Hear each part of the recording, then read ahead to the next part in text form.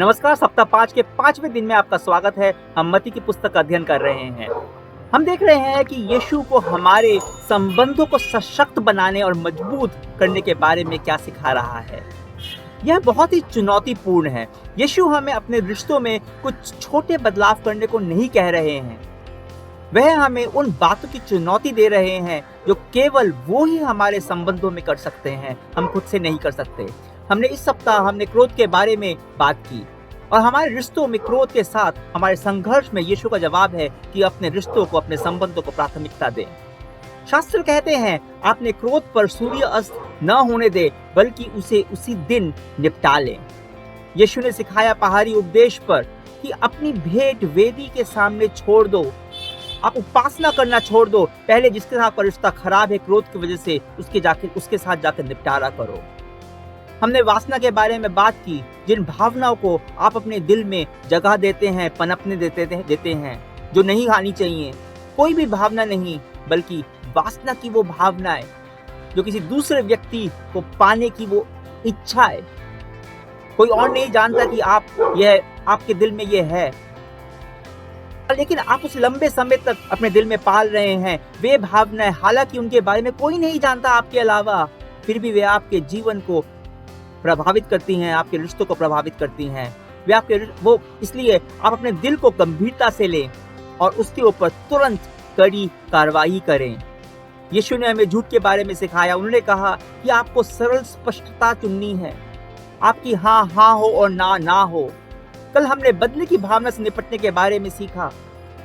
उसके लिए यीशु ने कट्टरपंथी प्रेम और दया का अभ्यास करना सिखाया और प्रेम और देना, सेवा करना जारी करते रखते हुए दूसरी मील जाकर दूसरे गाल को मोड़कर। और आज हम भेदभाव और घृणा के बीच हमारी ईश्वरीय परिपक्वता की तलाश की आवश्यकता को देखने जा रहे हैं। यीशु यहाँ पे एक बहुत सी आसान भेदभाव के बारे में बात करते हैं, जब वह उन लोगों के बारे में बात करते हैं जिन्हें हम प्रेम करते हैं और जो हमारे दुश्मन हैं। 43 से पद 48 तक यीशु ने सिखाया, तुम सुन चुके हो कि कहा गया था कि अपने पड़ोसी से प्रेम रखना और अपने बैरी से बैर। परंतु मैं तुमसे कहता हूं कि अपने बैरियों से भी प्रेम रखो और अपने सताने वालों के लिए प्रार्थना करो, जिससे तुम अपने स्वर्गीय पिता की संतान ठहराओगे, क्योंकि वह भलों और बुरों दोनों पर अपना सूर्य उदय करता है और धर्मी और अधर्मी पर मेहर बरसाता है। क्योंकि यदि तुम अपने प्रेम रखने वालों से ही प्रेम रखो तो तुम्हारे लिए क्या लाभ होगा? क्या चुंगी लेने वाले भी ऐसा नहीं करते? और यदि तुम केवल अपने भाइयों को ही नमस्कार करो तो कौन सा बड़ा काम करते हो? क्या अन्य जाति के लोग भी ये नहीं करते? इसलिए चाहिए कि तुम सिद्ध बनो जैसे तुम्हारे स्वर्गीय पिता सिद्ध हैं। यहाँ यीशु बहुत सरलता से कहते हैं कि तुमने सुना है कि अपने पड़ोसियों से प्रेम करो, अपने शत्रुओं से घृणा करो, अपने सताने वालों से घृणा करो, जो आपसे बैर रखते हैं उनसे घृणा करो। यह सरल है, यह समझ में आता है ना? लेकिन यीशु कहते हैं नहीं, आपको सबसे प्रेम करने की जरूरत है, सबसे प्रेम करने की आवश्यकता है। उससे भी आप प्रेम कीजिए जो आपका दुश्मन है, जो आपसे बैर रखता है। यीशु के शब्दों को बहुत ध्यान से सुने। ये वे कह रहा है कि जब आप भेदभाव की भावना शुरू करते हैं, तब आप लोगों को वर्गीकृत करना शुरू करते हैं। जब आपके सामने ये कबूतर खाने होते हैं और आप कुछ लोगों में उन प्रिय या प्रेम के खाने में लोगों को डालते हैं और अन्य लोगों से जिनसे नफरत करते हैं उनको नफरत वाले खाने में डालते हैं, और कुछ खाने में ऐसे लोगों को डालते हैं जिनको ना तो आप प्रेम करते हैं या नफरत करते हैं। आगे चल के पता नहीं आप क्या करेंगे, उनसे आपको कोई मतलब ही नहीं है। यीशु कहता है, यदि आप ऐसा करते हैं तो आपके रिश्ते बर्बादी के कगार पे हैं, वो बर्बाद हो रहे हैं। क्योंकि अगर आप अपने दुश्मनों से नफरत करते हैं तो वह नफरत आपके सबसे प्यारे रिश्तों पर भी दाग लगा देती है। उसका असर आपके सबसे प्यारे रिश्तों पे भी बढ़ता है, क्योंकि ये नफरत की भावना आपके हृदय को बदल देती है, आपके प्रेम करने की शक्ति को खत्म कर देती है, नष्ट कर देती है। और अगर आप अपने दुश्मनों से प्रेम करेंगे तो वह प्रेम हर रिश्ते को मजबूत करेगा, क्योंकि प्रेम की भावना ही आपके जीवन में, आपके हृदय में पनपेगी।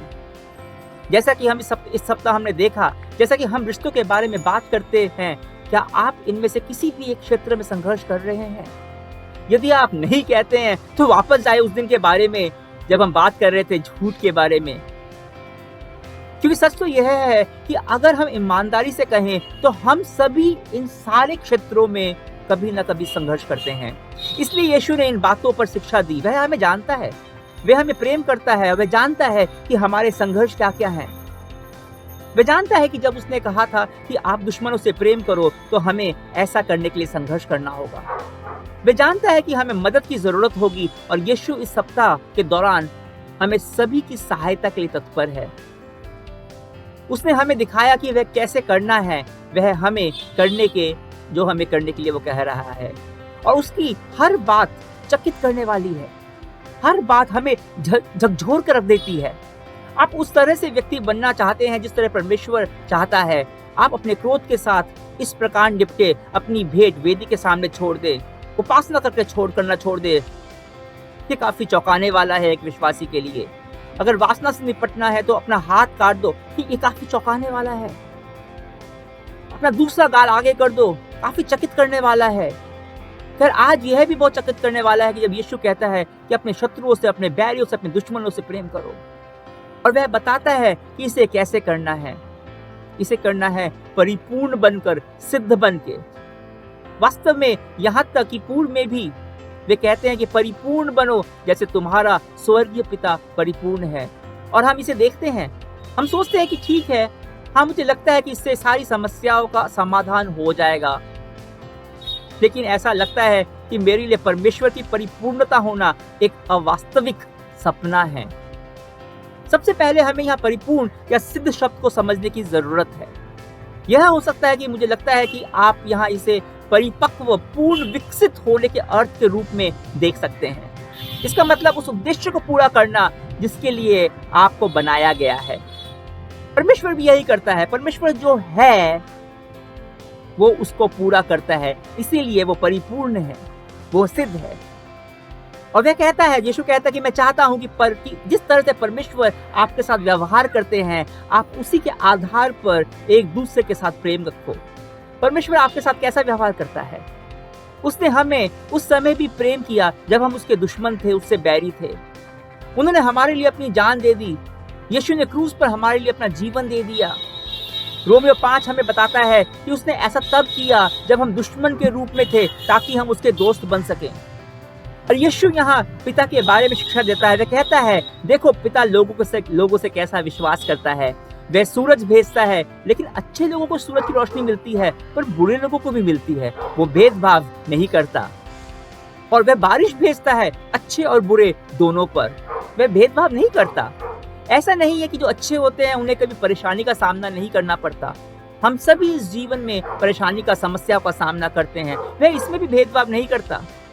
सबका भला करता है, सबको आशीष देता है। और जब कुछ लोग उस आशीष को प्राप्त करते हैं और उस पर भरोसा करने का निर्णय लेते हैं, तो वो अनंत काल के लिए उनको आशीषों का आनंद देता है। और जो कुछ लोग उस आशीष को ठुकरा देते हैं, वो अनंत काल से उससे अलग हो जाएंगे। लेकिन इस धरती पर वह हम सभी से प्रेम करता है और वह उस प्रेम को हर सभी के साथ साझा करना चाहता है। तो यीशु कहता है, ऐसा ही आप भी करो, क्योंकि इसी तरह से रहो। आप परमेश्वर के नाई बनो, आपके पिता के नाई बनो। अपने दुश्मनों से प्रेम करो, अपने दुश्मनों के लिए प्रार्थना करो। अब हम और आप इसे देखेंगे और हमें लगता है कि मैं ऐसा नहीं कर सकता। दुनिया में ऐसा कोई तरीका नहीं है जिससे मैं यह कर सकूं। मैं आपको याद दिलाना चाहता हूं कि यीशु के पहाड़ी उपदेश के इस भाग की शुरुआत में उसने क्या कहा था। इस अंश की शुरुआत में उसने कहा था कि आपकी धार्मिकता जब तक धर्मशास्त्रियों और फरीसियों से बढ़कर नहीं हो जाती, तब तक स्वर्ग राज्य में आप प्रवेश करने वाले नहीं हैं। उन दिनों में उन सभी के लिए शायद यह सबसे चौंकाने वाला कथन था, क्योंकि उन्हें लगता था कि व्यवस्था के पालन करने वाले, धर्म को मानने वाले धार्मिक लोग वो परमेश्वर के निकट हैं, जैसा कि आज भी माना जाता है। लेकिन यीशु ने यहाँ कहा, यह आपको परमेश्वर के साथ संबंध में नहीं लेकर जाता, यह आपको अनंत काल के जीवन में नहीं लेके जाता। आपका धार्मिक होना, आपको कर्मकांड करना, ये सब आपको परमेश्वर के साथ संबंध स्थापित करने के लिए करने के लिए काफी नहीं है। वे परमेश्वर के साथ हमारे रिश्ते को मजबूत नहीं करते। जो यीशु मुझसे इस सप्ताह करने को बोल रहा है, मैं ये नहीं कर सकता। यीशु को आप लगभग यह कहते हुए सुन सकते हैं, अच्छा है, मुझे खुशी है कि तुम ये कह रहे हो कि तुम नहीं कर सकते, क्योंकि सच्चाई तो यह है कि आप ये सब नहीं कर सकते। लेकिन यीशु कहता है कि मैं इसे आप में कर सकता हूँ, मैं आप में वो कर सकता हूँ जो आप खुद से नहीं कर सकते। ये एक यीशु की 7 मील की चुनौती है। अगर वो 7 इंच की ऊंचाई पे एक पोल रखता है, 7 इंच की ऊंचाई पे पोल रखता है और कहता है कि इस पे से आप कूद सकते हो, तो आप कहेंगे हाँ क्यों नहीं, भाई आराम से मैं 7 इंच के ऊपर से कूद जाऊंगा। पर अगर इस 7 इंच को 7 फीट पे उठा दिया तो आप शायद बोलोगे ये मेरे लिए ऊंचा है। पर अगर मैं परिश्रम करूं और परिश्रम करूं और परिश्रम करूं तो मैं 7 फीट की ऊंचाई पर भी उछल सकता हूं। पर यहाँ पे यीशु 7 इंच या 7 फीट की ऊंचाई पे नहीं रखते हैं, वो 7 मील की ऊंचाई पे उस पोल को रखते हैं और बोलते हैं अब तुम इस पर उछलो। ये मेरे बल के, आपके बल के बाहर है, ये हम नहीं कर सकते। हम देखते हैं उस 7 मील की उस पोल को, कहते हैं हम नहीं कर सकते, अपने बल पे हम नहीं कर सकते। यीशु कहता है अच्छा है क्योंकि तुम्हें मेरी शक्ति की आवश्यकता है। अपने शत्रु से प्रेम करने के लिए तुम्हें मेरी शक्ति की आवश्यकता है, ऐसा यीशु कहता है। दूसरा मील जाने के लिए तुम्हें मेरी शक्ति की आवश्यकता है।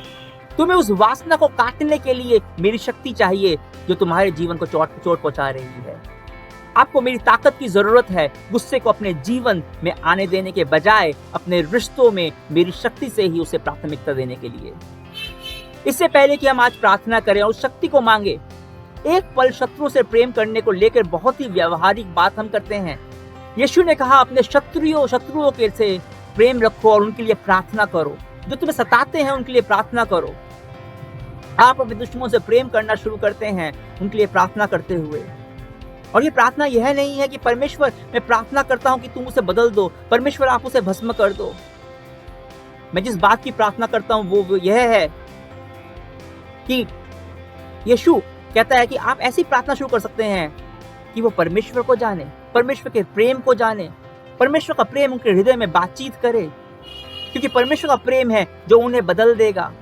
परमेश्वर का प्रेम है जो उन्हें परमेश्वर की आशीर्वाद को पाने में मदद करेगा। क्योंकि ऐसा ना होने पे वो और आप दुश्मन नहीं रहेंगे। जब परमेश्वर का प्रेम उनके हृदय में आ जाएगा तो वो बदल जाएंगे, वो आपके दुश्मन नहीं रहेंगे, आपके बैरी नहीं रहेंगे, वो भी परमेश्वर की संतान हो जाएंगे। आइए मिलकर प्रार्थना करते हैं।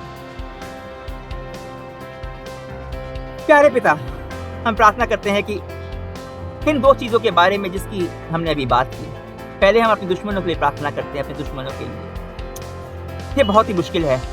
ठीक रहेगा पिता कि हम पहले आपकी शक्ति और सामर्थ्य के लिए प्रार्थना करें, जिससे हम हमारे दुश्मनों से प्रेम कर सकें जैसा आपने किया।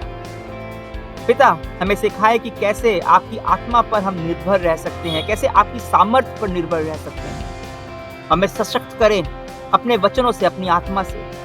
और हम जानते हैं कि ये शक्ति हमें रोज चाहिए, प्रतिदिन चाहिए। लेकिन प्रभु, इस दिन के लिए, इस पल के लिए शक्ति दे कि उस शक्ति से हम अपने दुश्मनों, अपने उसे बैर रखने वालों के लिए प्रार्थना कर सकें, उन्हें आशीष दे सकें। हम नहीं चाहते कि आपसे कोई भी अलग हो जाए, आपकी आशीष उससे अलग हो जाए। तो हमारे दिल में शत्रुओं के लिए प्रार्थना की जगह दे कि वो आपको जान पाए, आपको ढूंढ पाए, आपसे मिल पाए। यीशु तेरे नाम से प्रार्थना करते हैं, आमीन। अगले सप्ताह हमारे साथ जरूर शामिल होइएगा। हम पर्वत पर उपदेश जारी रखेंगे और परमेश्वर के साथ अपने संबंधों के बारे में बातचीत करेंगे और अपनी संपत्ति और चिंताओं के प्रबंधन के बारे में भी बात करने वाले हैं। अगले हफ्ते फिर मिलेंगे, तब तक के लिए आज्ञा दीजिए। परमेश्वर की महिमा हो।